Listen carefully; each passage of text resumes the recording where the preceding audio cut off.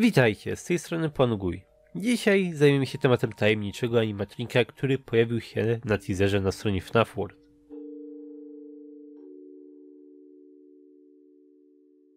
Z samego początku chciałem powiedzieć, że raczej wątpię, że ten teaser skierowany jest do samego FNAF Worlda, bo niektórzy tworzą takie teorie, że może być to na przykład update 3 albo jakiś FNAF World 2.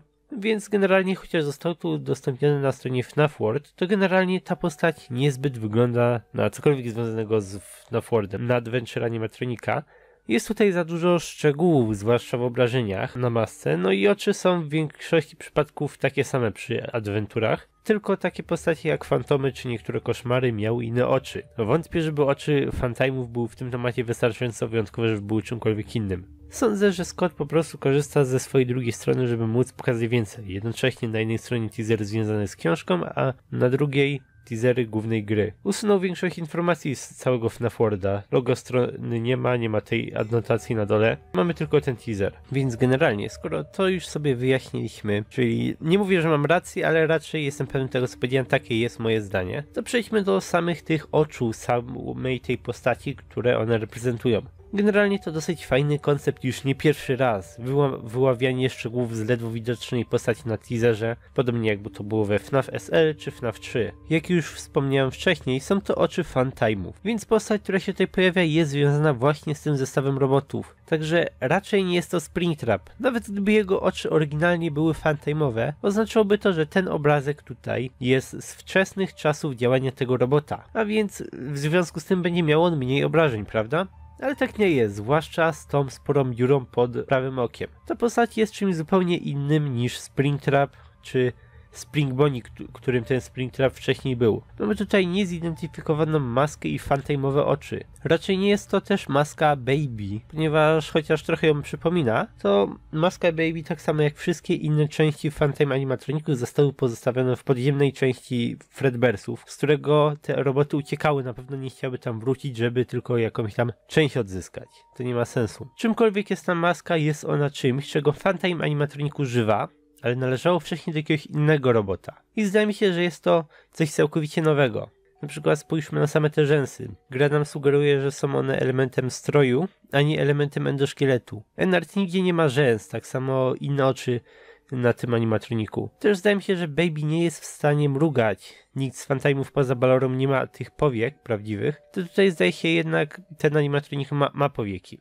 Ta maska przypomina generalnie maski Toyów. To praktycznie jedyne animatroniki, które miałyby tutaj w tym temacie sens. Trójka z powiekami to Toy Bonnie, Toy Chica i Mangle, ale żaden z nich zbytnio nie pasuje. Moim najlepszym typem byłby tutaj Toy Bonnie, ale jak widać cała obwódka dookoła oczu niezbyt się tutaj klei, to nie on. I jakbym miał zgadywać, pojawi się tutaj prawdopodobnie jakiś inny animatronik. Może coś z Fredbear's Family Diner? Może ich wersja Spring Bonniego, bo wiemy, że były tutaj dwa różne modele tego animatronika. Mimo wszystko ta skorupa to prawie na pewno nic z tego, co do tej pory widzieliśmy. Po prostu żaden z animatroników zbytnio nie pasuje do opisu. Chociaż, jeżeli same rzęsy byłyby tutaj ściemą, pojawiłyby się w jakiś inny sposób, może były ściągnięte z innego animatronika, musielibyśmy szukać głównie po kształcie całego tego oczodołu. Ma tutaj raczej taki dosyć ostry kąt. Tak niezbyt to oko pasuje do old animatroników. Chyba że patrzymy się na niego z góry, nie wiem. Zdaje mi się, że klasyki Springtrap mają zbyt okrągłe oczy, chociaż nie wiem, czy na pewno. Taki Freddy wygląda co najmniej podejrzanie, bym powiedział.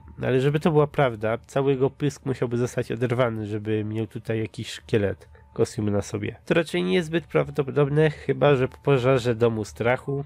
Nie wiem, jeśli Enart wziął maskę Freddy'ego, która została spalona, to może nawet miałoby to sens. Nie wiem, ale mówię, opcji jest sporo. Możecie sami przyjrzeć się tym oczom, kształtom, porównać się do różnych animatroników, może na coś wpadniecie. Zostawcie komentarz, jeżeli wam się uda. Ciekawą rzecz, która została zauważona w temacie tej maski, to to, że zdaje się, że nie była to jedna maska. Trudno stwierdzić, bo nie widzimy zbyt wielu szczegółów, ale ta część po lewej raczej przypomina te płyty fantime'owe, podczas gdy prawa część maski niezbyt ma takie elementy. Zdaje się mi też inny materiał, niekoniecznie wszystko ze sobą pasuje, dlatego pojawiają się tutaj niepewności, wątpliwości, takie teorie już. Do kogo należała ta maska? A może lepiej, do jakich różnych animatroników należały części tej maski. Cały ten koncept nasuwa na myśl już odgrzany parę razy pomysł na tak zwanego salvage'a. Kiedy pojawiły się teasery FNAF 3, chodziły teorie, że Springtrap będzie brał części Toy animatroników, żeby z nich budować siebie lub jakiegoś innego animatronika. Teoria według mnie niezbyt miała sens. Generalnie koncept był ciekawy i został bardzo dobrze wykorzystany w PopGo'sie przy użyciu Black Rabbita. Teraz, jeżeli to jest prawda,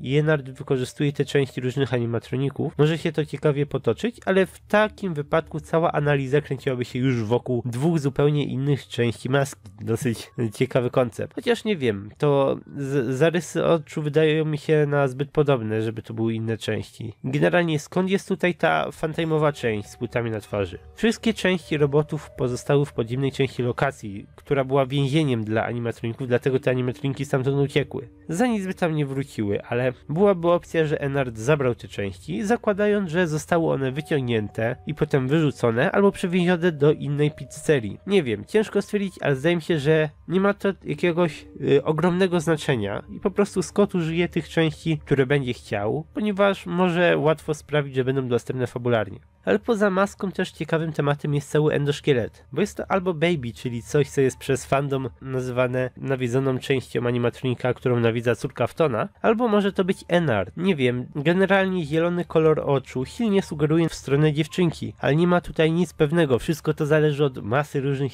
czynników, wszystko to zależy od tego, jaką mamy teorię na temat Sister Location, bo rozmowa z kodu źródłowego jest najpewniej związana z tym teaserem. Córka Aftona jest oderwana od reszty Enarda, co jednak nie jest też całkowicie jasne, ponieważ po pierwsze nie mamy 100% pewności, że córka Aftona nawiedza części Baby. Jest to bardzo sporna kwestia, ponieważ z jednej strony została wciśnięta do Baby i jest też dosyć przekonujący argument pod postacią oczu tego animatronika. W minigierce są niebieskie, w grze są zielone, tak jak oczy dziewczynki. I można by się zastanawiać, że może te niebieskie oczy nawiązują do tej niebieskiej obwódki dookoła oczu, ale cały niebieski kolor znika, kiedy dziewczynka jest atakowana, więc raczej wątpię. To by nawet symbolicznie pokazywało, jak ten cały kolor oczu znika w momencie, gdy Baby zabija tą dziewczynkę, żeby zaraz się zmienił w zielony. To nawet może mieć symboliczne, głębokie wyjaśnienie. No i to by sugerowało, że nawiedza ona Baby. Ale z drugiej strony Enard jest stworzony z części, których nigdy wcześniej nie widzieliśmy. Najpewniej związanych ze sprężynowym strojem z nocy 4. Miałby sens, żeby tego robota nawiedzała córka Aftona. Po nocy 3 ukradła nam ona też część Phantom Freddy'ego, która odpowiada za zmianę głosu. I cały czas wszystko kręci się wokół tej części lokacji, do której Baby teoretycznie nie ma dostępu. Jest to bardzo zastanawiające. Właśnie od nocy 4, kiedy straciliśmy ten element, który potrafi zmieniać głos, Baby całkowicie zmienia swój charakter i nagle Baby pojawia się też w tej części, w której niby nie powinna się pojawić, więc to jest bardzo zastanawiające. Zdaje mi się, że miałaby też sens możliwość, że ma to związek z różnymi próbami ucieczek, o których była mowa. I może oryginalnie nawiedzała ona Baby, co zmieniło kolor oczu tego animatronika, ale po różnych ucieczkach endoszkielet wielokrotnie upuszczał strój. W tej chwili wszystkie części są pomieszane, w tej chwili nie wiadomo już, która część jest nawiedzona, która nie jest nawiedzona. Dlatego miałoby to sens, żeby córka Aftona mogła nawiedzać w tej chwili coś innego, ale żeby zaczęła od tego, że nawiedziła na początku Baby. Możliwe, że tak samo jak sam teaser Enarda mówi, córka Aftona nawiedza po części każdego z tych wszystkich 5 animatroników. Jest z niej trochę w każdym z tych animatroników, jak sam mówi teaser. W tej chwili byłaby ukryta w audytorium Fantime'ów, gdzie robi wszystko. Nie wiem, co chcę przez to przekazać, to to, że zielone oczy niekoniecznie muszą należeć do nawiedzonej części Enarda. Mogą reprezentować albo córkę Aftona, która została wypuszczona z tego animatronika, albo tą część, która usunęła córkę. To może mieć spore znaczenie w związku z moją teorią, ponieważ pytanie polega na tym, co dzieje się z córką Aftona, a co z Enardem po FNAF 3. Trójka sugeruje, że wszystkie ofiary zostały uwolnione. Także i córka Aftona powinna w tej chwili zniknąć, ale Enard niekoniecznie. Enard jest najwyraźniej AI, robotem, sztuczną inteligencją. On nie zniknął razem z ofiarami. Jeśli ktoś miałby się pojawić, pomagać Springtrapowi w finalnej konfrontacji z Williamem, to byłby to właśnie Ennard. Chcę iść swoją drogą, bo cóż, każdy chce, żeby jego teoria okazała się dobra, więc czego oczekiwać? Mimo wszystko wyjaśnię mniej więcej tą postać z jakiegoś obiektywnego punktu widzenia, czym jest ta maska, czym mogłaby być. Jeśli ja osobiście miałbym strzelać, to powiedziałbym, że Ennard po pożarze domu strachu zabrał jakieś tam konkretne przypalone maski, możliwe, że połączył parę różnych. Problemem są tutaj całe te rzęsy, które mogłyby sugerować, że to zupełnie nowa maska, nieznana nam animatronik. Możliwe, że maska Spring Bonniego, którą do tej pory widzieliśmy tylko w formie FNAF Worlda. Nie wiem. Ten mały teaser, te ledwo widoczne części maski to i tak sporo do przemyślenia. Można próbować znaleźć maskę, która należy do tego animatronika poprzez kształt oczodołów, jakieś inne elementy. Zdaje mi się, że jest to bardzo ciekawy pomysł. Podoba mi się ten teaser, podoba mi się ten koncept. Także tak, ode mnie to wszystko na dzisiaj. Pamiętajcie o pozostawieniu waszych komentarzy. Bardzo chętnie wysłucham waszych teorii na temat tego animatronika. Może znaleźliście jakieś konkretne elementy, które ja ominąłem, które sugerują jakiegoś konkretnego robota, jakąś konkretną maskę. Nie wiem. Zapraszam do komentowania, a w międzyczasie dziękuję, do zobaczenia w następnych odcinkach.